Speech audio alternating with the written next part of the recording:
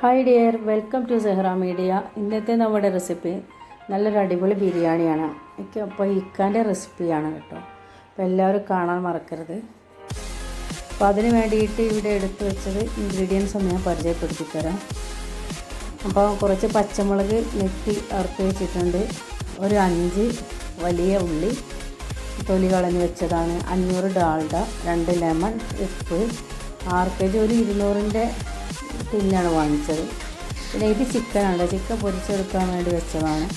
പിന്നെ ബിരിയാണി മസാല, മല്ലിച്ചപ്പ്, പുതിനയില,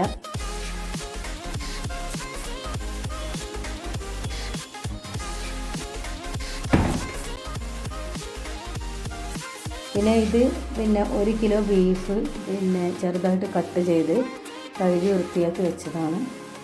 അപ്പോൾ ബീഫ് വെച്ചിട്ടാണ് നമ്മുടെ ഇന്നത്തെ ബിരിയാണി. ക്യാരറ്റാണത്, തൈര്, കുറച്ച് സുർക്ക, പിന്നെ ഇറച്ചി ആയതുകൊണ്ട് തന്നെ നമ്മൾ എന്ത് വേണം, കുറച്ച് ചീരുള്ളി ഇതിലേക്ക് ഇടുക. അപ്പോൾ നല്ല ടേസ്റ്റ് ഉണ്ടാവും.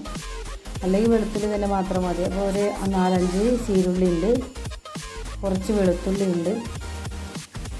പിന്നെ ഇത് പട്ട, പൂവ്, ഏലക്കയാണ് ചെറിയ പാത്രത്തിലേക്ക് വെച്ചത്.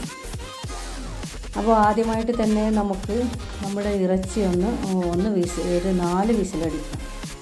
അപ്പോൾ കുറച്ച് മഞ്ഞളിട്ട് ഗ്യാസിൽ വെച്ചിട്ടുണ്ട്. അപ്പോൾ 1 വിസിലടിക്കുക, നമുക്ക് വെയിറ്റ് ചെയ്യാം. ആ ടൈമിൽ നമുക്ക് ഇതിലെ ഈ നമ്മുടെ ബിരിയാണി മസാലയിൽ ഈ ഇലയാണല്ലോ, ഇത് ഇലയും ഞാൻ മാറ്റി വെച്ചു. അതുപോലെ തന്നെ ജാതിക്ക, അത് വേറെ പൊടിക്കണം. നമുക്ക് ഇല പൊടിക്കുകയും ചെയ്യരുത്. ബാക്കിയെല്ലാം നമുക്കൊന്ന് പൊടിച്ചെടുക്കാം. ബിരിയാണി മസാലയുടെ ബാക്കി എല്ലാ ഐറ്റംസും ഞാൻ മിക്സിയിലേക്ക് ഇടുന്നിട്ട് മറ്റേ പാത്രത്തിൽ ഞാൻ കുരുമുളക് പൊടിച്ച് വെച്ചതാണ്. ആദ്യം ഞാൻ പൊടിച്ച് വെച്ച് ഞാൻ ആദ്യം തന്നെ കുറച്ച് പൊടിച്ച് സാധാരണ എല്ലാ ഐറ്റംസിലേക്കും ഇടാൻ. ഇപ്പോൾ മുട്ടയൊക്കെ പൊരിക്കുമ്പോൾ കുരുമുളകാണ് ഇട ചെയ്യാറ്. അപ്പോൾ അങ്ങനെ പൊടിച്ച് വെച്ചിരുന്നതാണ് മുന്നേ തന്നെ. അപ്പോൾ ആ ടൈമിൽ നമ്മൾക്ക് ഗ്യാസിൽ വെച്ച ഇറച്ചി എന്തായെന്ന് നോക്കാം. നമ്മുടെ ഇറച്ചി വിസിലടിക്കുന്നുണ്ട്. ഒരു 4 വിസിലടിച്ചാൽ നമുക്ക് ഇറച്ചി ഓഫ് ചെയ്യാം. അതുപോലെ തന്നെ ചോറിനുള്ള വെള്ളം ഒരു പാത്രത്തിൽ ഞാൻ വെച്ചിട്ടുണ്ട്. അപ്പം ആദ്യം തന്നെ ഒരു നോൺ സ്റ്റിക്കിൻ്റെ പാൻ വെച്ച് നമുക്ക് ഈ ചോറിൻ്റെ മുകളിൽ ഇട്ട് കൊടുക്കാനുള്ള ഉള്ളി ഒന്ന് വറുത്തെടുക്കാം.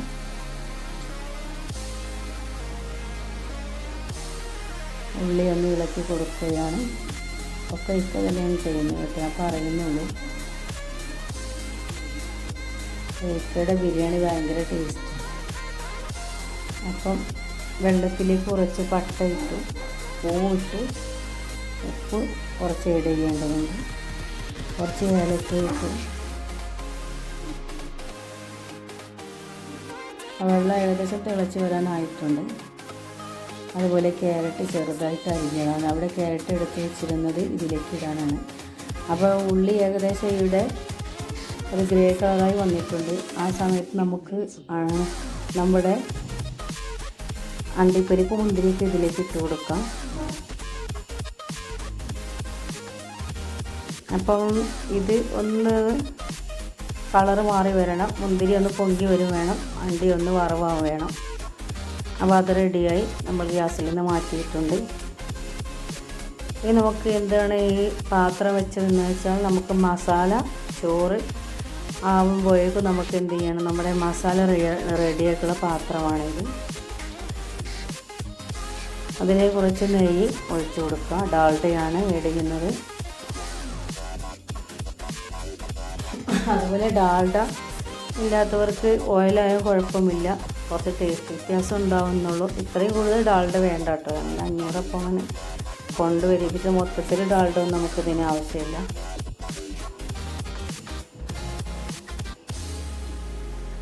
അപ്പോൾ ഉള്ളി ഒരു 4-5 ഉള്ളി ഞാൻ അരിഞ്ഞു വെച്ചിരുന്നതാണ്, അത് ഇതിലേക്ക് ആഡ് ചെയ്ത് കൊടുത്തു. ഉള്ളി ഏകദേശം വാടി. പിന്നെ നമ്മൾ ഇഞ്ചി, മല്ലിച്ചപ്പ്, പുതിനയില, വെളുത്തുള്ളി, പിന്നെ പച്ചമുളക് എല്ലാം കൂടെ മിക്സിയിലിട്ടൊന്ന് ചതച്ച് നല്ലോണം ഒന്ന് ചതച്ചെടുത്തിട്ട് തന്നെയുണ്ട് പേസ്റ്റാക്കി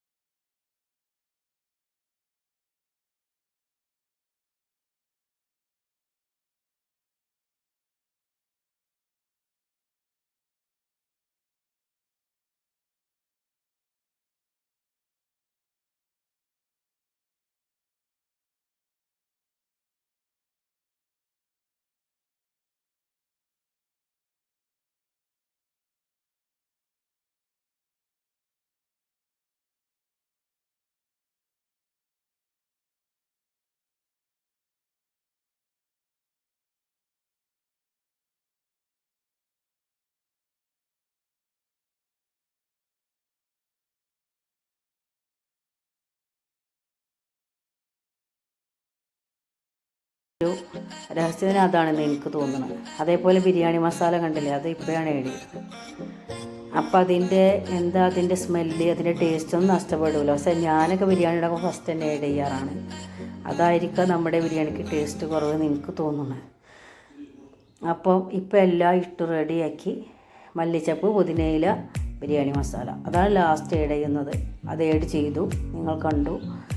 അപ്പോൾ ഈ നമുക്ക് വാഴയില അതിന് കണ്ടില്ലേ പീസാക്കി ഇങ്ങനെ എല്ലാ ഭാഗവും ഇങ്ങനെ അരിഞ്ഞ് വെച്ചിട്ടുണ്ട്, ഹോള് വരാൻ വേണ്ടിയിട്ട്. കാരണം നമുക്ക് എയർ പുറത്തേക്ക് വരാൻ വേണ്ടിയിട്ട്. ഇത് ഞാൻ ചെയ്യുന്ന പരിപാടിയല്ല കേട്ടോ. ഞാൻ അങ്ങനെയല്ല അങ്ങോട്ട് വെച്ച് പെട്ടെന്നത് പിന്നെ ചെയ്യാറാണ്. ചോറങ്ങോട്ട് ഇടാറാണ്. നല്ലോണം മിക്സാക്കി കൊടുത്തു.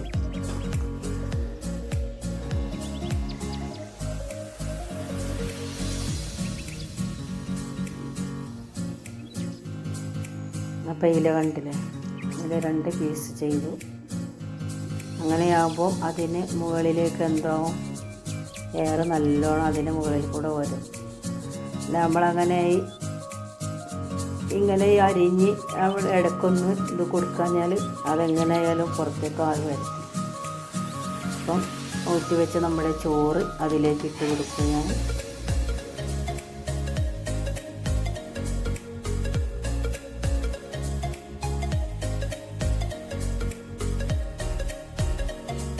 അപ്പം കുറച്ച് ചോറ് ഇതിലേക്ക് ആഡ് ചെയ്ത് കൊടുത്തു.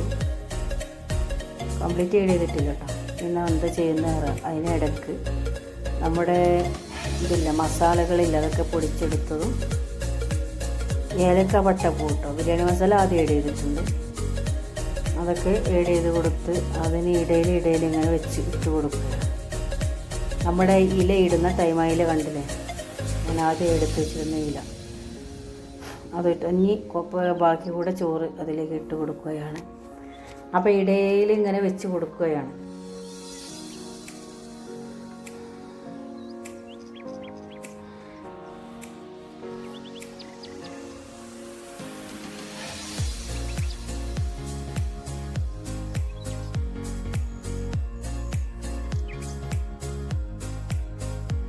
അപ്പോൾ 2 കിലോ അരിയാണ് കേട്ടോ ഇത്.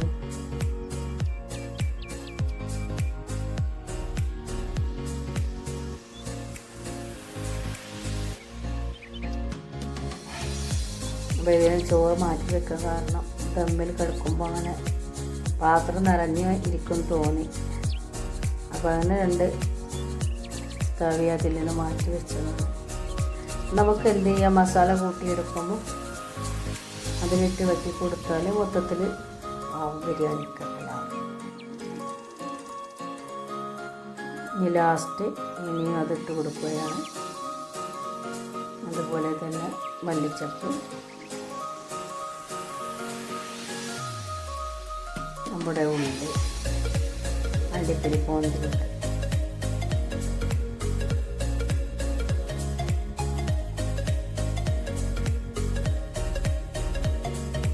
കംപ്ലീറ്റ് ഇട്ട് കൊടുക്കും.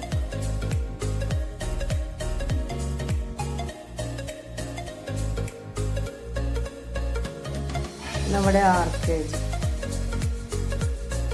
kg ഒഴിച്ച് കൊടുക്കുന്ന ടൈമാണ്.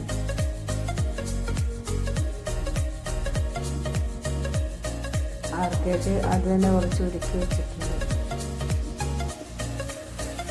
അപ്പോൾ 6 kg ഒഴിച്ച് കൊടുത്തു.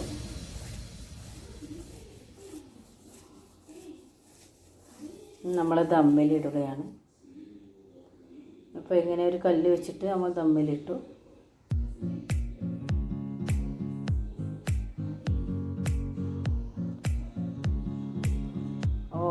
ബിരിയാണി റെഡിയായി വന്നു.